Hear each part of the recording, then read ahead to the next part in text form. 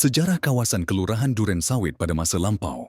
Nama wilayah Durensawit berasal dari gabungan dua kata, yaitu duren, sebutan untuk durian dalam bahasa Betawi, dan sawit, yang merujuk pada pohon kelapa sawit. Dahulu, daerah ini dikenal sebagai kawasan yang banyak ditumbuhi pohon durian dan kelapa sawit, sehingga penduduk setempat menyebutnya sebagai Durensawit. Dahulu, kecamatan ini merupakan bagian dari Kecamatan Jatinegara. Baru pada tahun 1990 dibentuk Kecamatan Durensawit. Sebelumnya kecamatan ini berada di bawah yurisdiksi Kecamatan Jatinegara. Waktu itu Bekasi masih berstatus kota administratif, Kotif. Sejak berdiri kecamatan, kantor, kecamatannya ini tetap beralamat di Jalan Swadaya, Durensawit. Kecamatan Durensawit merupakan pemekaran dari Kecamatan Jatinegara pada tahun 1993. 1993 dibentuk Kecamatan Durensawit yang meliputi sebagian wilayah Jatinegara, Jakarta Timur, yang meliputi Kelurahan Klender, Kelurahan Pondok Bambu, dan Kelurahan Durensawit.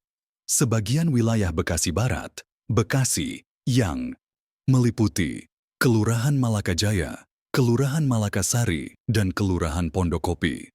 Sebagian wilayah Pondok Gede, Bekasi, yang meliputi Kelurahan Pondok Kelapa, satu asal-usul Pondokopi, dan Jenderal Willem van Oudthoorn Pondokopi, merupakan salah satu kelurahan yang cukup populer dan strategis di Kecamatan Durensawit, Jakarta Timur. Kawasan itu cukup padat penduduk, dan banyak berdiri pemukiman warga, pertokoan, dan gedung perkantoran. Sejarah atau asal-usul Pondok Kopi sendiri berkaitan dengan keberadaan pondok dan perkebunan kopi di kawasan itu pada masa lalu.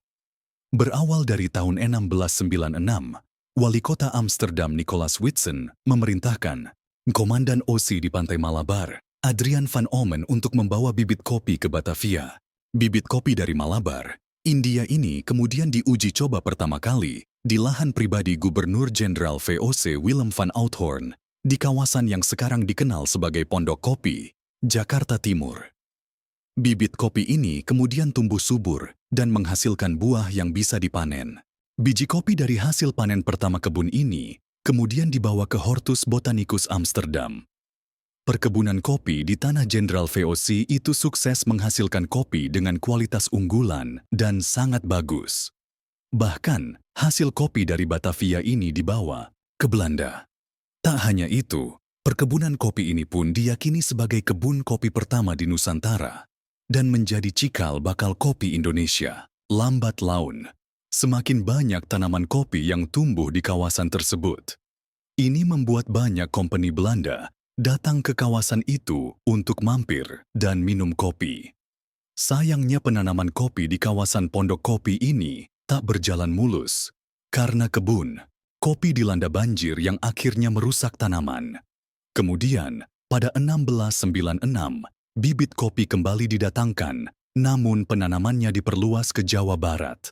Dua dokes sejarah Malakasari dan Malakajaya wilayah Malaka di Jakarta Timur memiliki sejarah yang erat kaitannya dengan migrasi penduduk dari Malaka. Nama Malaka pada daerah ini merujuk pada perkampungan yang dihuni oleh orang-orang yang berasal dari Malaka. Mereka didatangkan ke Batavia oleh VOC pada masa kolonial untuk mendukung pertahanan di sekitar benteng kota. Pada tahun 1965, Kecamatan Durensawit dibentuk sebagai pemekaran dari Kecamatan Jatinegara. Saat itu, hanya terdapat satu kelurahan bernama Malaka. Kemudian, pada tahun 1967, Kelurahan Malaka dimekarkan menjadi dua, yaitu Kelurahan Malakajaya dan Kelurahan Malakasari. Selain itu, pada awal tahun 1996, dibangun Gedung Senam DKI di wilayah ini. Gedung tersebut selesai pada tahun 1997 dan digunakan dalam penyelenggaraan Asia Games tahun yang sama. Secara umum, wilayah Durensawit, termasuk Malaka, dahulunya merupakan area perkebunan yang banyak ditumbuhi pohon durian dan kelapa sawit. Sebagian besar pemilik perkebunan tersebut adalah orang-orang Belanda. Dengan demikian, sejarah wilayah Malaka di Jakarta Timur mencerminkan dinamika migrasi dan perkembangan administratif yang terjadi sejak masa kolonial hingga era modern. 3. Pondok Kelapa. Sebuah kelurahan di Kecamatan Durensawit, Jakarta Timur, memiliki sejarah yang menarik. Nama Pondok Kelapa diyakini berasal dari keberadaan pondok-pondok yang dibangun menggunakan batang dan daun pohon kelapa pada masa lalu, ketika wilayah ini masih berupa perkampungan tanpa rumah permanen atau gedung. Hingga tahun 1994, jaringan telekomunikasi belum mencapai daerah ini, sehingga penduduk setempat tidak memiliki akses telepon rumah. Perkembangan signifikan terjadi setelah pembangunan Jalan Kasablanka yang menghubungkan Jakarta Timur dengan Jakarta Selatan. Hal ini mendorong pertumbuhan penduduk dan pembangunan berbagai kompleks perumahan, seperti Pondok Kelapa Permai, Pondok Kelapa Indah, Billy Moon, Kafling DKI, Komplek DKI, dan Taman Malaka, yang menjadikan wilayah ini semakin ramai. 4. Pondok Bambu.